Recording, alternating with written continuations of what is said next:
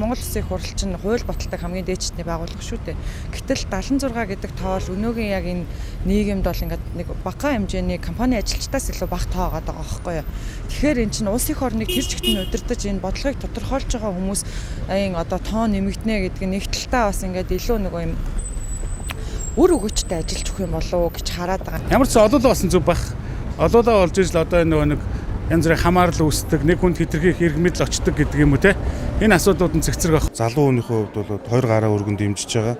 Ер нь бол одоо эрсдлийн хувьд гэх юм бол 76 цөөн гишүүнтэй байх нь бол одоо аль нэг одоо улсын бодлогот нөлөөнд автах тийм ээ. Улмаар одоо хин нэгэнд одоо зориулж одоо хууль батлах ийм одоо эрсдлүүд бол байдаг. 76-г бол нэмээсэй л гэж үзэж байна.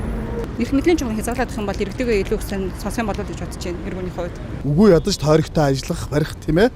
Иргэдэд хүрч ажиллах, сонгогчтойгоо одоо нэгт холбоотой ажиллахад бол энэ тоо бол дөхөн очно. Үндсэн хуулинд бол нэмэлт өөрчлөлт бол оруулах нь зөв. Одоо залуучууд хөгжиж гин, нийгэм маань хөгжиж гин. Бид нар одоо энэ ард байгаа ингээ байрыг харъя л да. Тэгэхээр төрөл төрлийн ингээ аж ахуйн нэгжүүд амар гоё нэр ус нь ондоогоор байна тийм үү? Их сайхан хаягтай. Тэгвэл энэ дээдийн барилгыг нь харъя. Тэгвэл яг энэтэй адилхан манай үндсэн хууль яг ингэж хөгшөрсөн байна л гэсэн үг. Тэгэхээр бидний энэ хэрэглээд байгаа хууль чинь доогуураа ингээд юм хөгжөөд байхад хэрэгжихгүй нөгөө үндсэн хууль маань бид нар дээр бууж ирэхгүй байна л гэсэн үг байгаад байгаа байхгүй юу.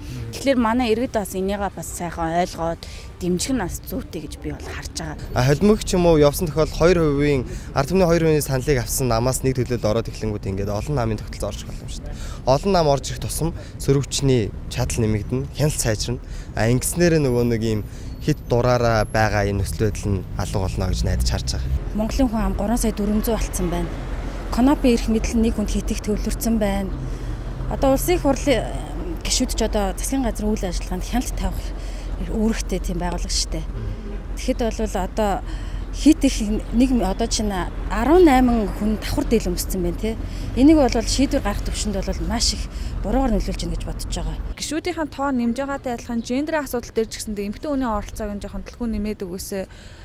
Одоо ер нь хуучнаа бодвол манай залуучуудын илүү мундаг, илүү хайрцангуй улс төрлөөгөө ингээ анхаарлаа хандуулдаг, улс төрлийн шийдвэр гаргах төвчнүүдийн одоо хүмүүсийг ажигладаг, хардаг болсон байна л да. Тийм учраас одоо энэ бас эмэгтэйчүүдийн гендер асуудлын хувийн нэмнэ гэж яриад байна. Тэрийг би бас дэмжиж байгаа. Ер нь бол яг тэр нөгөө нэг зорилго нь болохоор одоо яг тэр нөгөө асуудлыг шийдэх хүмүүсийг илүү олон болгоод чанартай болгох ёстой юм байлаа шүү дээ.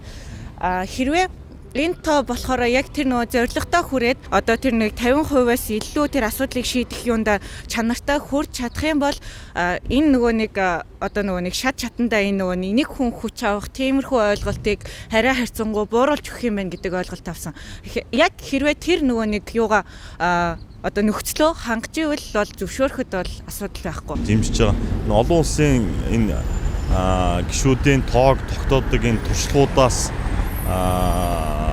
одоо тусгаад тэр онол аргачлалаар нь энэ гишүүдийнхээ тоог ер нь нэмсэн зүг бахаа л гэж бодож байна.